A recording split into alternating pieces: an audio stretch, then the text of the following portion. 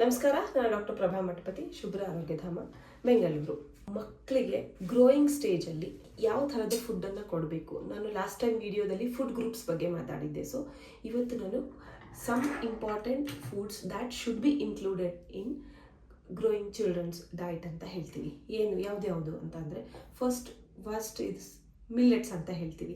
Millets ಯಾವುದೇ millet ಆಗಿರ್ಬೋದು, ರಾಗಿ ಆಗಿರಬಹುದು, ಜವಾರ್ ಆಗಿರಬಹುದು, ಬಾಜ್ರಾ ಆಗಿರಬಹುದು, ಈ ಥರದ್ದು ಪರಾಠ ರೂಪದಲ್ಲಾಗಲಿ, ರೋಟಿ ರೂಪದಲ್ಲಾಗಲಿ, ಈ ಥರದ ಪಾರಿಜ್ ಅಂದರೆ ಗಂಜಿ ರೂಪದಲ್ಲಾಗಲಿ ಮಿಲ್ಲೆಟ್ಸನ್ನು ಮಕ್ಕಳಿಗೆ ಕೊಡೋದು ಇಂಟ್ರೊಡ್ಯೂಸ್ ಮಾಡೋಕ್ಕೆ ಶುರು ಮಾಡಬೇಕು. ಆ್ಯಂಡ್ ನಮ್ಮ ಗಟ್ ಹೆಲ್ತ್ಗೆ this millets are very good ಅಂತ ಹೇಳಿ. ಇದರಿಂದ ನಮಗೆ ಕ್ಯಾಲ್ಶಿಯಂ ಸಿಗುತ್ತೆ, ಮಿನರಲ್ಸ್ ಸಿಗುತ್ತೆ, ಆ್ಯಂಡ್ ಗುಡ್ ಫೈಬರ್ ಸಿಗುತ್ತೆ. Moreover important thing is gluten free diet ಅಂತ ಹೇಳ್ತೀವಿ. ವೆರಿ ಗುಡ್ ಫಾರ್ ಚಿಲ್ಡ್ರನ್ಸ್ ಅಂತ ಹೇಳ್ತೀವಿ, specially in growing stage. Second ಅಂತ ಬಂದಾಗ ಪಲ್ಸಸ್ ಅಂತ ಹೇಳ್ತೀವಿ ಆ್ಯಂಡ್ ಸ್ಪ್ರೌಟ್ಸ್ ಅಂತ ಹೇಳ್ತೀವಿ. ಕಾಳು ಮತ್ತು ಮೊಳಕೆ ಒಡಿಸಿದ್ದು ಕಾಳುಗಳಂತ ಹೇಳ್ತೀವಿ. ಕಾಳುಗಳಂತ ಬಂದಾಗ ಯೂಶಲಿ ಜನರಲ್ ಏನಾಗುತ್ತೆ, ಹೆವಿ ಟು ಡೈಜೆಸ್ಟ್ ಅಂತ ಹೇಳ್ತೀವಿ, ತಿನ್ನೋಕ್ಕಾಗಲ್ಲ, ಗ್ಯಾಸ್ ಫಾರ್ಮೇಷನ್. ದಿಸ್ ಗ್ರೋಯಿಂಗ್ ಚಿಲ್ಡ್ರನ್ಸ್ಗೆ this is a very good and important food ಅಂತ ಹೇಳ್ತೀವಿ. ಇನ್ಕ್ಲೂಡ್ ಮಾಡಲೇಬೇಕಾದಂಥ ಫುಡ್ ಇದು. ಯಾಕಂದರೆ ಇಟ್ಸ್ ಅ ನ್ಯಾಚುರಲ್ ಪ್ರೋಟೀನ್ ಅಂತ ಹೇಳ್ತೀವಿ.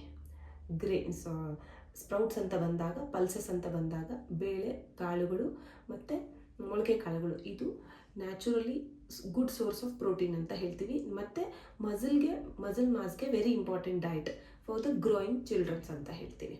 So you should include this in your kids diet ಅಂತ ಹೇಳ್ತೀವಿ. ಆ್ಯಂಡ್ ಥರ್ಡ್, ಮಿಲ್ಕ್ ಪ್ರಾಡಕ್ಟ್ಸ್ ಅಂತ ಬಂದಾಗ specially milk, ghee and one important is chaas ಅಂದರೆ ಮಜ್ಜಿಗೆ ಅಂತ ಹೇಳ್ತೀವಿ. ಇದನ್ನು ನೀವು ಇನ್ಕ್ಲೂಡ್ ಮಾಡಲೇಬೇಕು. ಇದರಿಂದ ಸ್ವಲ್ಪ ಪ್ರೋಟೀನ್ ಹೋಗುತ್ತೆ ಆ್ಯಂಡ್ ಪ್ರೋಬಯೋಟಿಕ್ ಹೋಗುತ್ತೆ, ಆ್ಯಂಡ್ ಆಲ್ಸೋ ಅದ್ರ ಜೊತೆಗೆ ಬಾಡಿ ಕಂಪ್ಲೀಟಾಗಿ ಹೈಡ್ರೇಟ್ ಆಗಿರುತ್ತೆ. And it is very good for your childrens health ಅಂತ ಹೇಳ್ತೀವಿ.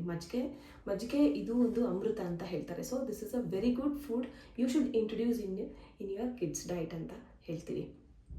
Next is fourth, fresh fruits and vegetables ಅಂತ ಹೇಳ್ತೀವಿ. ನಾನು ಹೇಳಿದ್ದು fresh fruits and vegetables, juices ಅಲ್ಲ. ಹಣ್ಣುಗಳನ್ನು ತಿನ್ನಿಸಿ ಹಣ್ಣುಗಳನ್ನು ಕುಡ್ಸೋಕ್ಕೆ ಹೋಗಬೇಡಿ ಅಂತ ಹೇಳ್ತೀವಿ.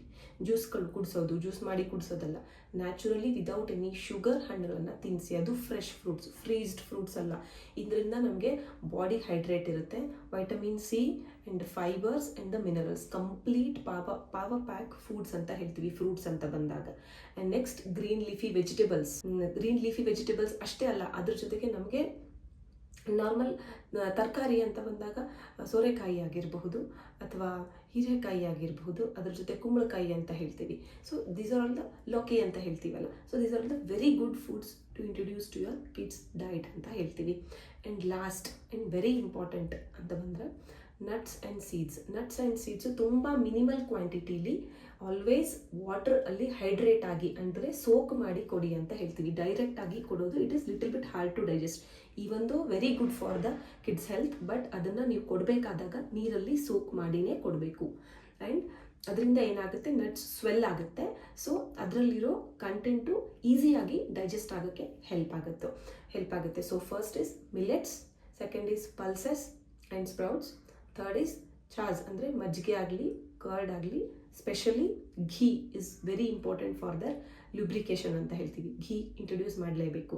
And fourth is fresh fruits and vegetables, and last one is dry fruits which is always soaked ಅಂತ ಹೇಳ್ತೀವಿ. ಆ್ಯಂಡ್ ಸೀಡ್ಸನ್ನು ನೀವು ಸ್ಪ್ರಿಂಕಲ್ ಥರ ನೀವು ಹಾಫ್ ಸ್ಪೂನ್ ಕೂಡ ನಿಮ್ಮ ಮಕ್ಕಳಿಗೆ ಕೊಡ್ತಾ ಹೋಗ್ಬೋದು.